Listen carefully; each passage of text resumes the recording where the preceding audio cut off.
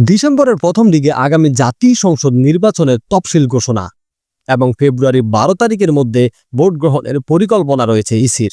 এই নির্বাচনকে সামনে রেখেই প্রস্তুতি শেষ করতে যাচ্ছে নির্বাচন কমিশন। নির্বাচন উপলক্ষে সম্প্রতি ইসিতে অনুষ্ঠিত উচ্চ পর্যায়ের আইনশৃঙ্খলা রক্ষা সংক্রান্ত বৈঠকের কার্যবিবরণীতে জানানো হয়, আসন্ন জাতীয় সংসদ নির্বাচন ঘিরে দেশে বিভিন্ন ধরনের নাশকতার আশঙ্কা করছে নির্বাচন কমিশন। সশস্ত্র বাহিনী, আইনশৃঙ্খলা বাহিনী ও গোয়েন্দা সংস্থাগুলো প্রায় একই ধরনের কথা জানিয়েছে। ওই বৈঠকে নাশকতা ও ঝুঁকি বিবেচনায় সমন্বিত নিরাপত্তা পরিকল্পনা প্রস্তুত সহ ২২টি সিদ্ধান্ত নেওয়া হয়েছে। রোববার ওই কার্যবিবরণীতে সেনা, নৌ বিমান বাহিনীর প্রধান, পুলিশের আইজি সহ সব আইনশৃঙ্খলা বাহিনীর প্রধানের কাছে পাঠানো হয়েছে। এতে আগামী জাতীয় সংসদ নির্বাচনের ৪২,০০০ ভোট কেন্দ্রের মধ্যে ২৮,৬৬৩টি ঝুঁকিপূর্ণ বলে উল্লেখ করা হয়েছে। ইসি সূত্র জানায়, তাদের ভয় প্রবাসীদের পোস্টাল ভোটিং নিয়েও নাশকতা হতে পারে। নির্বাচনকালীন সময়ে অবৈধ অস্ত্রের যোগানও আসতে পারে।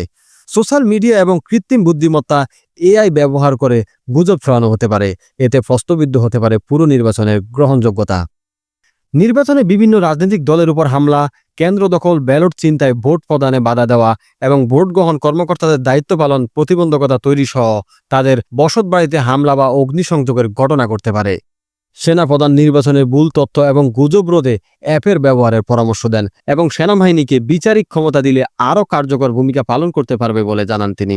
নির্বাচন কমিশন ও আইনশৃঙ্খলা বাহিনীর এই সমন্বিত প্রস্তুতি আসন্ন জাতীয় সংসদ নির্বাচনকে সুষ্ঠু ও নিরাপদ করতে সহায়ক হবে বলে আশা করা যাচ্ছে।